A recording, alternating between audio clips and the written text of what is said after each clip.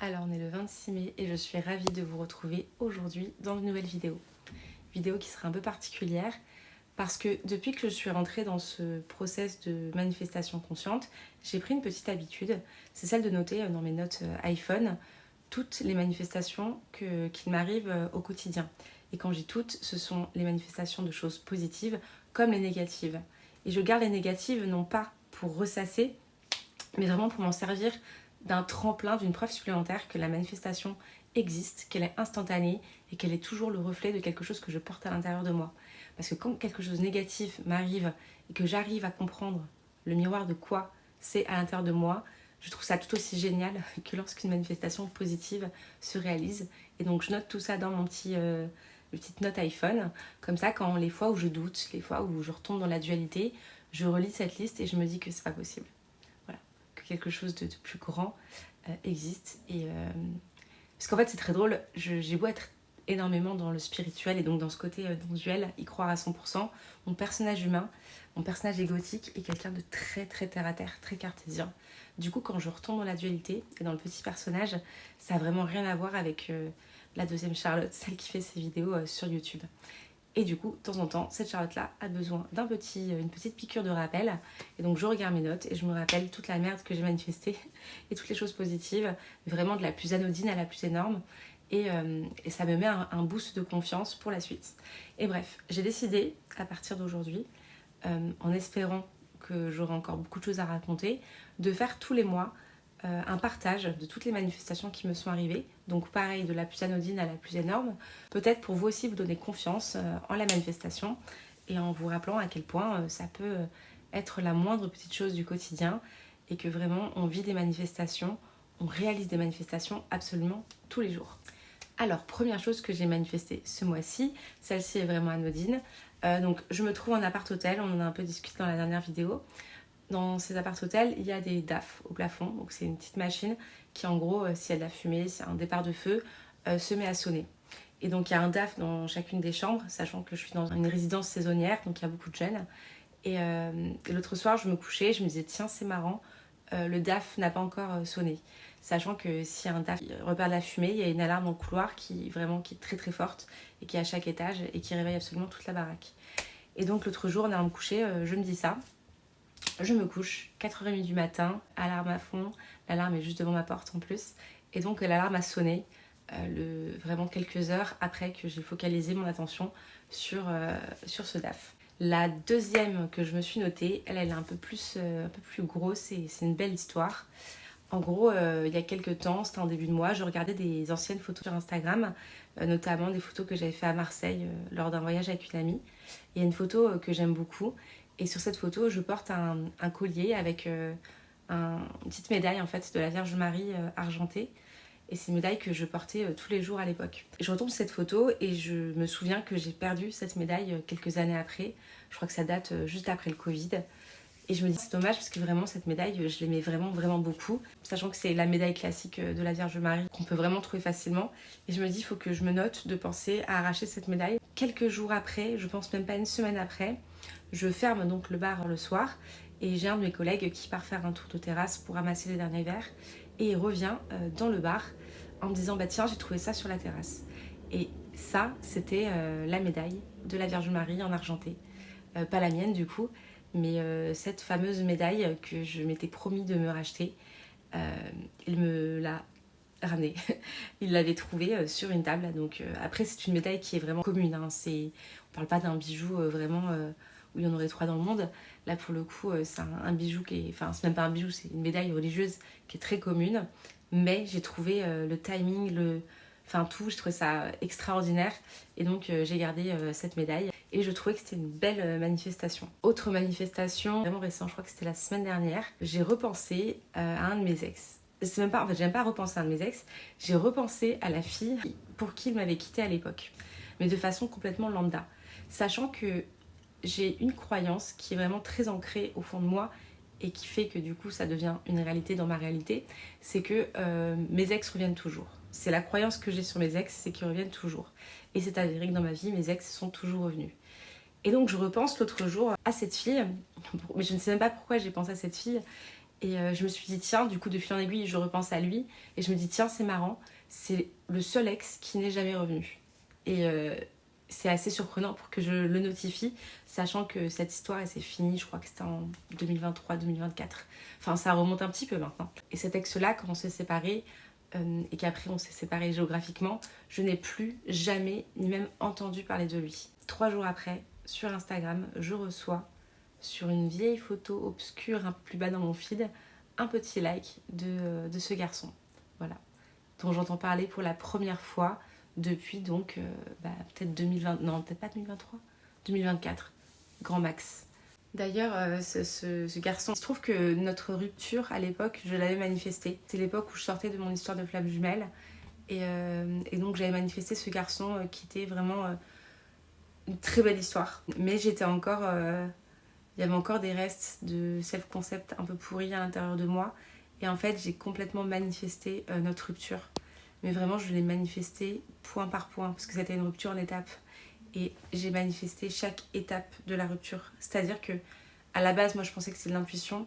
Mais maintenant, je sais que l'intuition n'existe pas et que l'intuition n'est juste qu'une peur qui est tellement ancrée qu'elle se manifeste.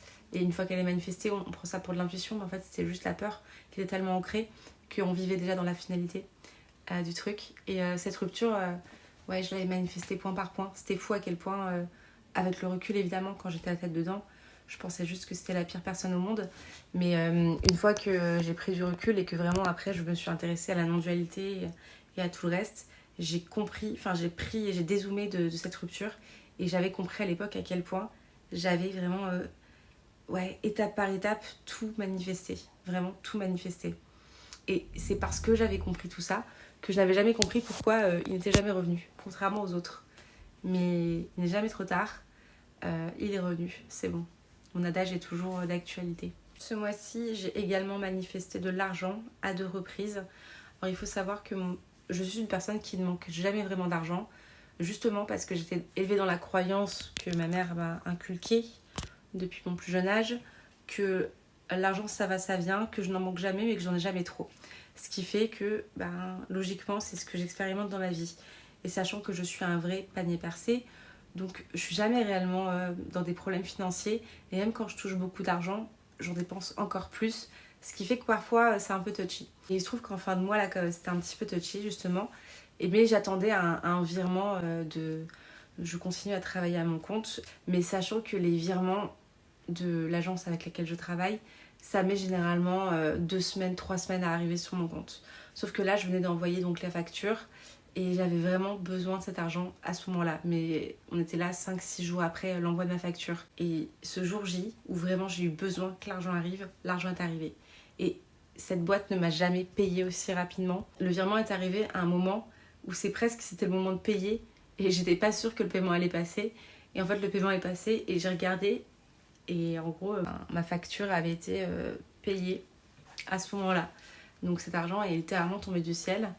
Et quelques jours après, donc j'étais toujours dans cette envie d'attirer de l'argent à moi, j'ai reçu un mail de l'entreprise pour laquelle je travaille pour m'annoncer, pareil, out of the blue, que j'allais toucher une prime annuelle dont je ne connaissais pas l'existence.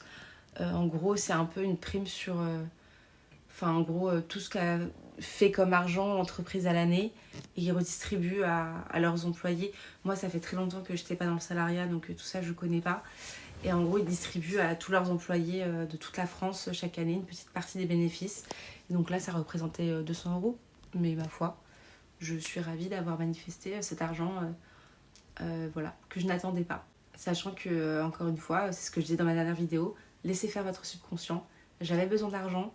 Outre cette facture dont j'attendais le paiement, je n'attendais pas d'argent d'autre part, mais je voulais de l'argent. Et l'argent a su me trouver d'une façon que je n'aurais jamais pu imaginer.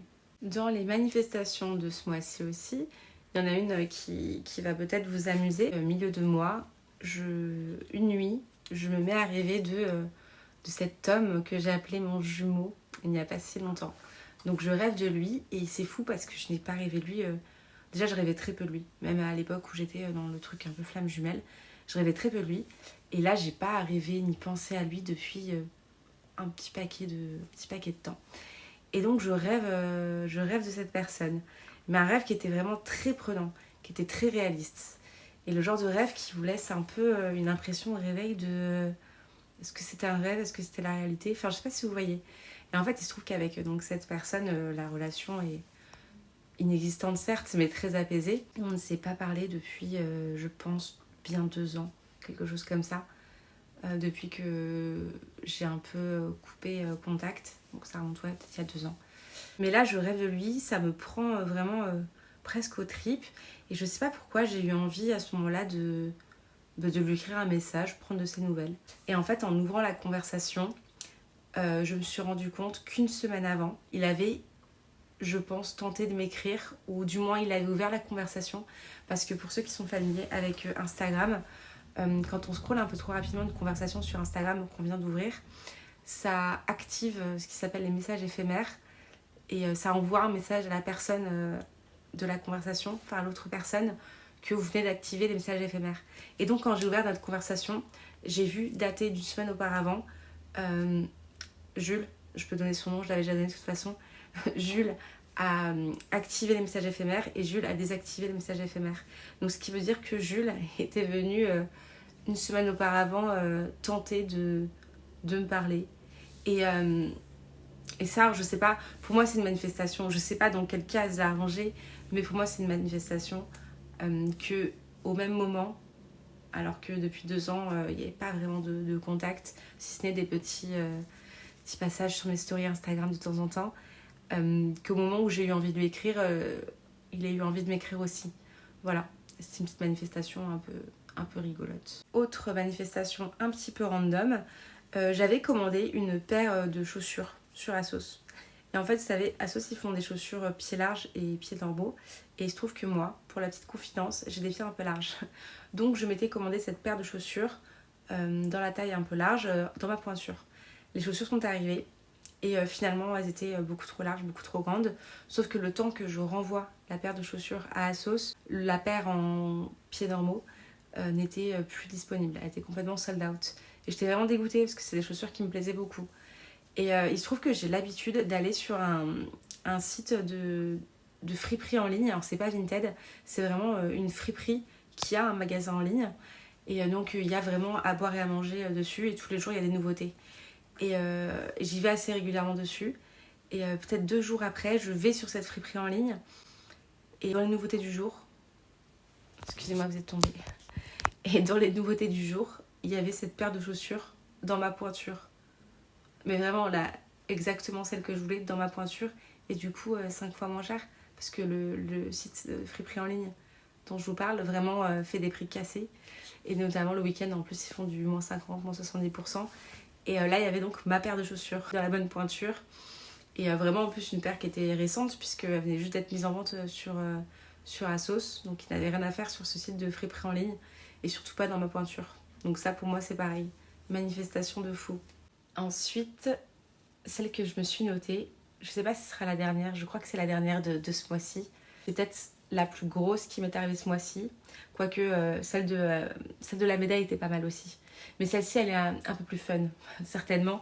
Pour vous, elle sera un peu plus fun. Et elle est un peu plus croustille parce que c'est en même temps une story time, manifestation, comment j'ai manifesté mon celebrity crush. Et cette histoire, elle commence il y a 20 ans, d'une part, mais elle commence surtout là, il y a 6-7 mois, quand YouTube s'est mis à me suggérer des musiques que j'écoutais quand j'avais 13 ans. Vraiment, genre l'année de mes 13 ans. Et c'est des musiques qui, d'une part, n'avaient rien à voir entre elles dans le style. Donc il y avait du rock, du métal, du disco, il y avait de la drum and bass, enfin vraiment des styles, du hip-hop, enfin trucs qui n'avaient rien à voir les uns avec les autres, qui ne dataient pas de la même époque, donc qui ne dataient pas de l'année de cette année-là, mais des trucs qui étaient plus vieux, des trucs qui étaient plus récents. Bref, des musiques qui vraiment n'avaient aucun lien entre elles, si ce n'est que je les écoutais à cette époque de ma vie. Et c'était trop curieux parce que mon YouTube, il est lié donc à cette chaîne. Et cette chaîne, elle est toute récente, enfin, elle date pareil de 2019, je crois. Donc je n'ai jamais écouté ces musiques à l'époque avec ce YouTube. Et je suis même pas sûre qu'il y a 23 ans, je suis même pas sûre que j'avais YouTube. 22 ans. Je suis même pas sûre que j'avais YouTube. Bref, toujours est-il que YouTube se met à me suggérer toutes ces musiques que j'écoutais à cette époque. En fait, vous savez, c'est quand vous lancez une musique, après ça vous lance des musiques qui sont en rapport. Et moi, j'avais commencé à lancer une musique de cette époque-là. Et on avait découlé toutes ces musiques qui n'avaient aucun rapport les unes avec les autres, mais que j'écoutais moi à cette époque-là. Donc je trouve ça fou. Et d'un coup, je repense à cette époque et je me rappelle d'un groupe qui est vraiment très niche pour le coup, que j'écoutais en boucle à cette époque et dont j'étais vraiment super fan. Sachant que je suis une personne qui est assez obsessionnelle et quand je suis fan de quelque chose, ça prend beaucoup de place dans ma vie, mais ça peut être très très bref, très instantané. Et ça avait été le cas pour ce groupe que j'ai écouté, je pense, en boucle et en boucle pendant 1 an, mais que je n'ai plus jamais réécouté après. Donc, je repense à ce groupe, je me rappelle d'un nom d'une de leurs chansons, parce que j'écoutais en boucle à l'époque, mais c'était il y a 22 ans, donc je ne me rappelle plus de tout. Je me rappelle d'une de leurs chansons, je la réécoute, et là il y a un truc qui pète dans mon cœur, où je retombe instantanément fan de ce groupe. Et donc comme ça, pendant plusieurs semaines, plusieurs mois, j'écoute en boucle ce groupe, et je me mets à les suivre sur Instagram. Et en les suivant sur Instagram, je me rends compte qu'il y a 10 ans à peu près, ils ont changé de chanteur du groupe, et que le nouveau, il est plutôt pas mal. Sachant qu'on parle donc d'un groupe de métal un peu symphonique, du power metal même, pour être plus précise, donc très niche. Mais je trouve donc le chanteur plutôt pas mal. Et bref, je suis le groupe sur Instagram, et là je sais pas pourquoi, je me dis j'ai un lien avec ce groupe, il y a un truc entre ce groupe et moi, il va se passer un truc par rapport à ce groupe.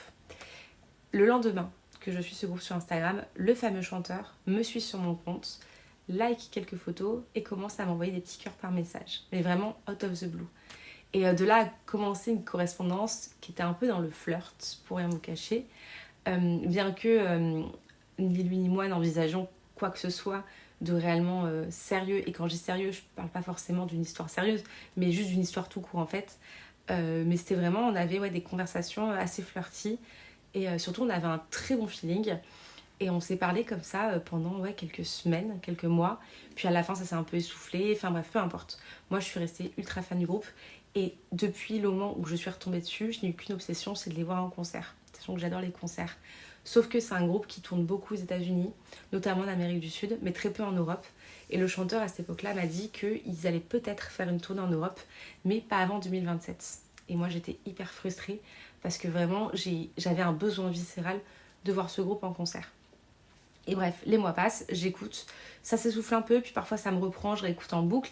Et là, on tombe donc à début de mois, période où vraiment je suis à fond dans ce groupe. Je l'écoute tous les jours pour aller au travail, quand je fais mes courses, en bref, j'écoute tout le temps ce groupe et je me dis mais vraiment, mais je veux trop les voir en concert. Début de mois, un jour, j'ouvre Instagram et là je vois le chanteur en question donc de ce groupe qui fait une story pour expliquer qu'ils ont une date last minute dans le Pays Basque à la fin de la semaine, mais genre 3 jours après.